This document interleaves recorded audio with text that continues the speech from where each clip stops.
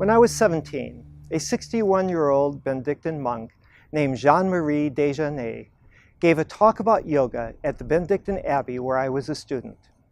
He demonstrated many yoga poses. He told us that if we did yoga every day, when we were 61, we'd have as much energy and fitness as he did. I bought his book, Yoga in 10 Lessons, and taught myself to do yoga. I still have that book. Starting yoga early was good advice. Many habits benefit from an early start. Few benefit as much as the habit of saving. Saving for purchases rather than buying on credit keeps you out of debt. And starting to save for retirement early makes it much easier to achieve your retirement goals. I was flying back to California from Minnesota a few weeks ago, and I got into a conversation with the passenger sitting next to me. I had told him that I was working on a course on personal finance, and he told me that when he was a young man in the late 1970s, he had opened a tax-deferred retirement account and invested $7,000 in an S&P 500 index fund. He didn't pay much attention to the account for many years, and today it's worth more than $350,000. Now, the stock market has performed remarkably well over the last 35 years, and most financial economists don't expect it to do that well over the next 35 years. But almost certainly, if you invest in the market today and hold that investment for 35 years, you will earn large returns. When you invest for a long period, whether in stocks or bonds, you benefit from compounding. Let's look at a simple example of compounding. Suppose you were to invest $100 in a savings account that paid 7% interest each year. To be clear, 7% is a good deal more than you can get in a savings account today, though it's not an unrealistic expected return for the stock market. At 7%, your $100 would earn $7 for the year, so at the end of the first year, you'd have $107. Now, you could spend that $7 or you could keep it invested. If you spend the $7 and keep the original $100 invested, you'll earn $7 again the second year. If you don't spend the $7 and you keep it invested along with your original $100, you earn $7.49 the second year. 49 cents more. Not a lot. But now, let's look at what happens over 30 years. In case one, you kept the $100 invested for 30 years, but each year you withdrew the $7 in interest that you earned, and you spent it. Over 30 years, you'd withdraw 30 times $7, or a profit of $210, and you'd still have your original $100. What happens in case two, where you continually reinvest your earnings? At the end of 30 years, you'll have $761, your original $100 plus a profit of $661, and most of that $661 will be interest that you earned on the interest you had already received. Interest earned on interest, or compound interest. Note, though, that given recent inflation rates in the U.S., $1 in 30 years will likely buy about half as much as it does today. Now, what if instead of taking out $7 each year, you're able to actually put another $7 in the account each year?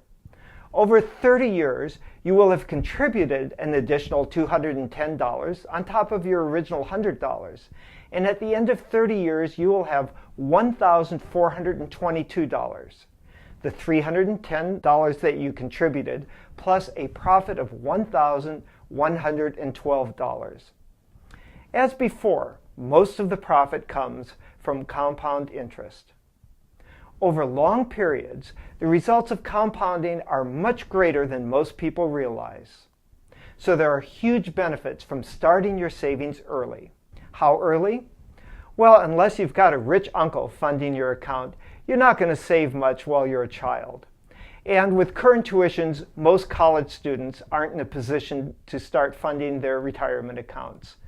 But even teenagers and college students can develop the habit of saving for things they need or want before purchasing them. That is, they can learn not to buy on credit. Once you have a regular job, it's time to start saving for retirement. How much should you save? In her book, All You're Worth, Senator Elizabeth Warren recommends saving 20% of after-tax income. For many people, 20% will be a goal, not a starting place. If you can't save 20% today, save 15 or 10 or even 5%. Saving something is better than saving nothing. Put away what you can and get into the habit of saving every month. Then look for ways to save more. So how do you get to 20% from where you start? A good first step is to automate your savings. If your company has a 401k plan, sign up immediately and be sure to save at least enough to get the maximum matching contribution from your company. Passing up a company match is like not cashing your paycheck. But don't stop there. If your company has a low matching contribution or doesn't make a match at all, that doesn't mean you don't need to save. You need to save more. What if your company doesn't have a 401k plan or other retirement plan? Then you need to set up your own retirement account, such as a traditional IRA or a Roth IRA. We'll discuss retirement accounts in greater detail elsewhere in this course. If you open a traditional or Roth IRA account, be sure to also set up automatic contributions. You want to set things up so that when your monthly paycheck is deposited in your checking or savings account, the amount that you intend to save is automatically transferred to your retirement account. Pay yourself first and pay yourself automatically. Saving is tough. If you wait till the end of the month to save, you're likely to find out you didn't. Make saving automatic and save before you spend. Many Americans who are saving for retirement believe that they aren't saving enough. But how can you save more? My friends Richard Thaler and Shlomo Benartzi have a suggestion. They call it Save More Tomorrow. Sounds like a procrastinator's motto, doesn't it? Here's the idea. You're working, you're putting money into savings every month, you know you should be saving more, but you just can't see how you can do so. But what if you had a bit more money? You could save more if you had more, right? So commit now to increasing your savings rate when you get your next raise. And while you're at it, commit to putting your next federal tax refund directly into savings. Some 401k plans will let you sign up to automatically increase your retirement savings rate annually or even when you get your next raise. If yours does, sign up for a future increase now. Otherwise, make a commitment to yourself to increase your savings rate when you get that next raise. While it's a good idea to start saving for retirement in your 20s, many people don't do so. So what should you do if you're in your 30s or 40s or 50s and haven't started saving? Start today. How much do you need to save? Well, that's going to depend on a lot of factors. How old you are, what assets, if any, you've accumulated, how long you expect to work. The courseware has links to calculators that will help you estimate your retirement savings needs. For many people, the calculators may tell you that you need to save more than you think you can. The most important thing is to start saving something. First, get into the habit of saving and then find ways to increase what you're putting away. Saving is not an all or nothing game. Even if you don't hit your ideal goal, your retirement years are going to be easier for every dollar you do save. If you are 50 years old and save $1 today, that dollar will have been earning compounded returns for 20 years when you're 70. That's likely to be a big return. You know, however old you are today, you're the oldest you've ever been. That probably seems pretty old now. However, it's likely to seem young when you look back 20 or 30 years from now. Don't look back and say, wow, I really should have started saving then. Start now. When I was a freshman in college, I wanted to learn to play guitar. However, one of my roommates, Dave Vanatta, had been playing guitar for about 4 years and was already pretty good. I decided it was too late for me to learn guitar.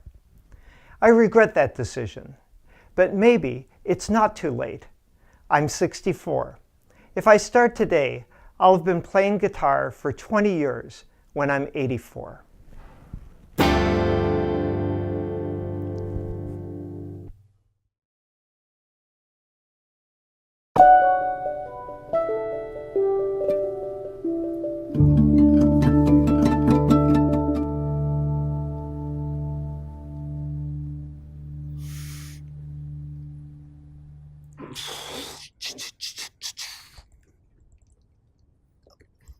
Up he goes.